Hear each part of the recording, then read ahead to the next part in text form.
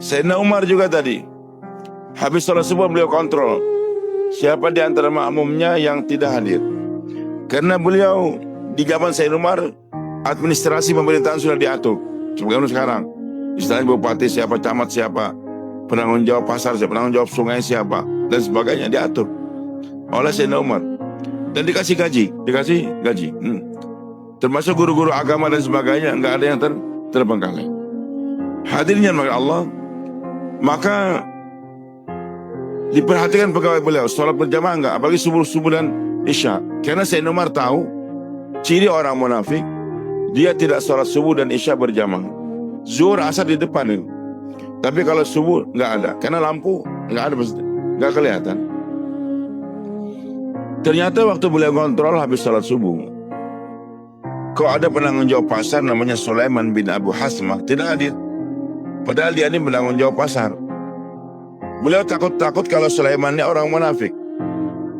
Perjalanan waktu ke pasar tadi melewati rumahnya Sulaiman, sahabat Nabi, cuman waktu Nabi meninggal dia masih kecil waktu itu. Ada ibunya bertanya Sayyidina Umar, Malia la ara Sulaiman al-yawm. Kenapa saya pagi ini kadang melihat Sulaiman di masjid? Ibunya katakan Sulaiman tadi malam sembahyang tahajudnya panjang betul, sampai keuyuhan, capek, sehingga sholat subuhnya di rumah langsung guring, langsung tidur. Kata Sayyidina Umar, la an ashhada salat al-fajr fi jama'atin ahabbu ilayya min qiyamil laili kulliha. Min qiyamil laili kulli. Bagi aku, untuk menghadiri salat subuh berjamaah lebih aku sukai daripada sembahyang malam penuh. Jadi perbandingan pahala, pian sembahyang dari isya sampai subuh, sholat terus sunnah, tapi nggak berjamaah, itu tetap lebih bagus sholat subuh berjamaah dan bapak tidur semalaman tadi. Perbandingan. Tapi kita usahakan bangun tahajud juga. Baik, hadirin yang dimuliakan Allah, maka Sayyidina Umar pun pergi ke pasar, ngontrol. Dan dalam riwayat kitab Hayatus Sahabah ini, Sayyidina Umar satu persatu dipandang pedagang-pedagang ini siapa-siapa. Kalau beliau mendapatkan ada pedagang baru berdagang di kota Madinah, umpamanya di pasar nih di Tenggarong, dilihat oleh bupatinya ada pedagang baru dari Banjar, mungkin dari Alabioka, dari Amuntai, dari negara kah. Langsung oleh beliau ditanya hukum agama yang berhubungan dengan dagang. Nah, kalau beliau mendapatkan pedagang yang tidak mengerti hukum agama yang berhubungan dengan dagang, langsung dicatok sidin. Punya tongkat komando beliau. Namanya Durrah. Kalau tongkat panjang itu kan asal, ini tongkat komando. Dicatok oleh beliau, suruh masuk masjid. Dan beliau elankan di tengah halayak ramai, la yabi' fi suqina man lam yafqah fi dinina.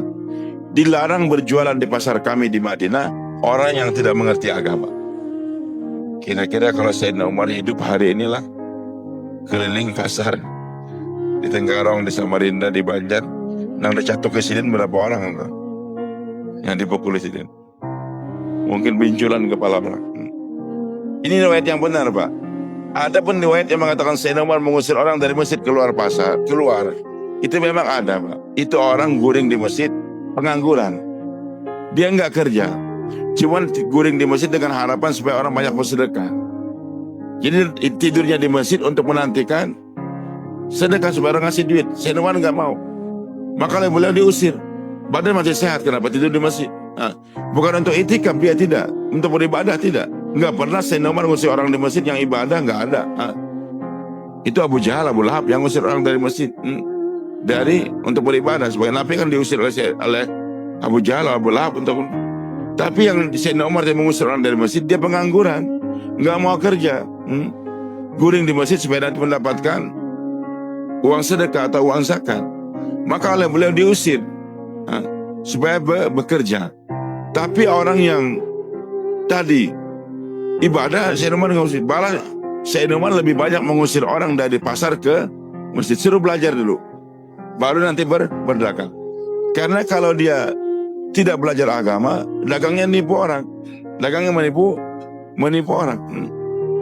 Yang membeli juga dirugikan, yang menjual juga dirugikan. Hadirin yang dimuliakan Allah Subhanahu wa taala. Nabi kita Muhammad SAW sabdakan, At-tajir, as-saduq, al-amin, yuhsyaru ma'an nabiin yaumal qiyamah. Pedagang yang jujur dan amanah. Dagangnya jujur dia, nggak nipu orang. Amanah, memang barangnya baik ya baik, buruk tidak buruk. Langsat yang baik, langsat yang jelek dipisahkan, nggak mau dicampur nih. Kain yang memang sudah bolong-bolong, jilbab adanya dijelaskan. Walaupun untungnya sedikit, dengan kejujuran dia, dengan amanah dia. Tapi ujar Nabi, nanti ini pedagang dibangkitkan bersama para nabi hari kiamat. Jadi amalan yang menghantarkan orang untuk hidup bersama Nabi di hari kiamat bukan amalan sholat, puasa, zakat dan haji saja, tapi juga berdagang dengan jujur tadi. Amanah itu menghantarkan dia nanti hidup bersama Nabi, bersama para anbiya di hari kiamat.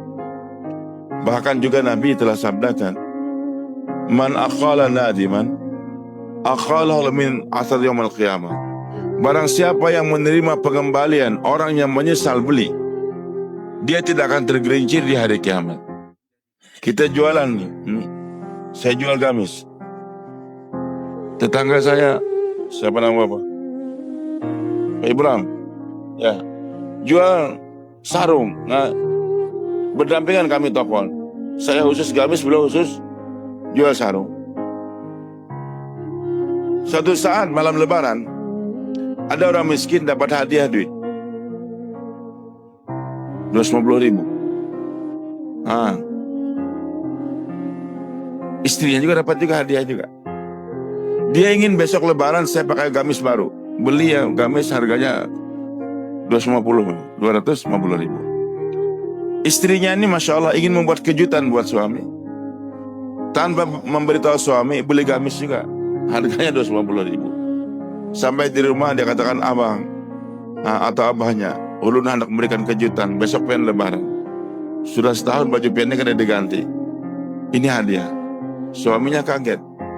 Kenapa istri nggak bicara? Aku juga beli gamis juga. Padahal yang aku butuhkan sekarang sarung, belum diganti. Sarung Samarinda, baik 250 juga. Jadi bingung suami istri gimana nih. Udah pengen belikan aja, nukar sarung. Biar suami, aku supan belikan ikam aja. Berkelahi biasa laki-laki terpaksa ngalah. Bini lebih kuat bisa ngototnya itu kan. Mengalah. Memang kadang-kadang dengan perempuan ini kita lebih banyak mengalah. Jangan berkelahi. Kata Kiai Husain Nafarin kemarin di Banjarmasin, memberikan nasihat perkawinan, berkelahi lawan bini itu boleh aja. Bermarah-marah boleh aja, tapi bergantian. Jangan berimbai. Marah boleh. Kita marah, bini diam. Nanti setelah bini marah, berkocak-kocak kayak setan. Nggak apa-apa, diam kita.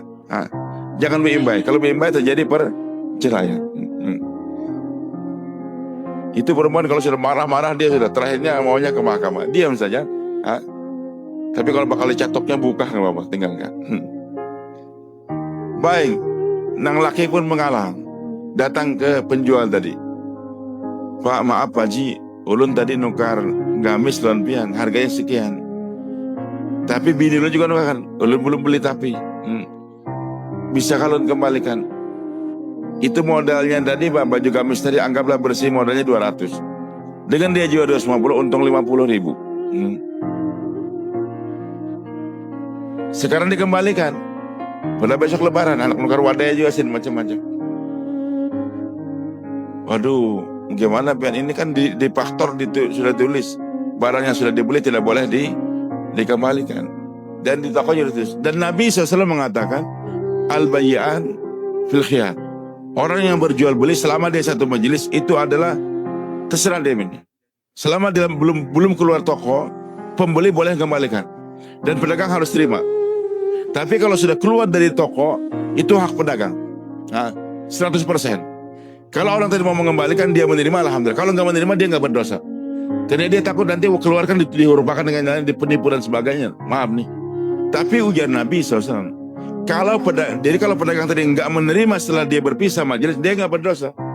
Cuman ujar beliau, barang siapa yang menerima pengembalian orang yang menyesal beli, dia tidak akan tergelincir di api neraka.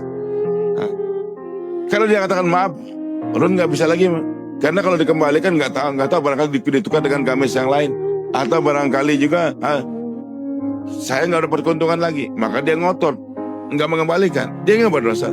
Tapi kalau dia terima itu pengembalian tadi sehingga tidak mendapat lagi keuntungan 50.000, orang beli gamis tempat yang lain, maka dengan itu pedagang mau mengalah, ujar Nabi, dia tidak akan tergelincir di api neraka nanti. Tidak tergelincir di api neraka. Jadi amalan yang menghantarkan orang ke sorga, menjauhkan daripada neraka, termasuk bagaimana kita bermuamalah di rumah kita.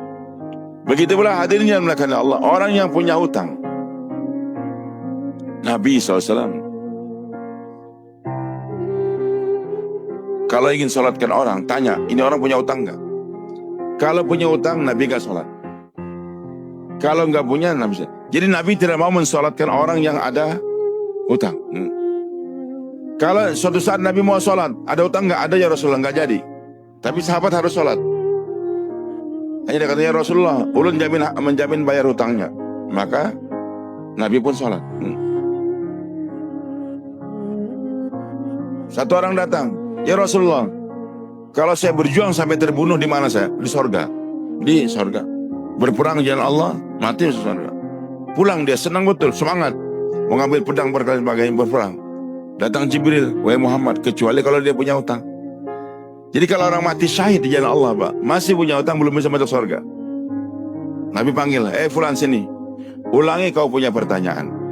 Ya Rasulullah, bagaimana kalau saya berperang terbunuh di jalan Allah, kemana saya? Nabi katakan, kau masuk surga, kecuali kalau kamu punya hutang. Jadi orang yang mati syahid saja nggak boleh masuk surga sebelum bayar hutang. Nah, hadirin Allah, jadi hutang harus kita bayar. Apalagi hutang lawan Cina, hati-hati pian. Hutang dengan orang kafir. Ulun bahari menanyakan abah tuh berjualan di pasar baru tuh. Waktu SD sampai sanawiyah. Sebelum pergi ke pesantren. Itu banyak orang berhutang dengan jubuan Cina-Cina Singapura dagang kita. Hanya Cina juga. Berelaannya karena Bapak Jojar. Bukan karena apa-apa, Pak, hati-hati. Nggak bayar hutang dengan orang kafir, itu hukumnya lebih berat daripada orang dengan orang beriman. Tapi dua-duanya harus dibayar. Dia berhutang sama Lim Hock Gay, sama Cina. Berapa? 10 juta. Berhutang sama Dr. Murdillah 10 juta juga. Tapi nggak bayar, sengaja tidak bayar. Benar duitnya ada untuk bayar ada, tapi karena mau bayar. Nanti hari kiamat, padahal si dia umroh, Masya Allah, haji sudah, umroh hampir tiap bulan, tapi hutang kada bayar. Kadang-kadang orang ada gitu, umroh 50 juta berani, tapi duit utang 10 juta kada bayar. Aneh. Mau masuk surga karena umrahnya sering, hajinya juga, bangun masjid sebagainya.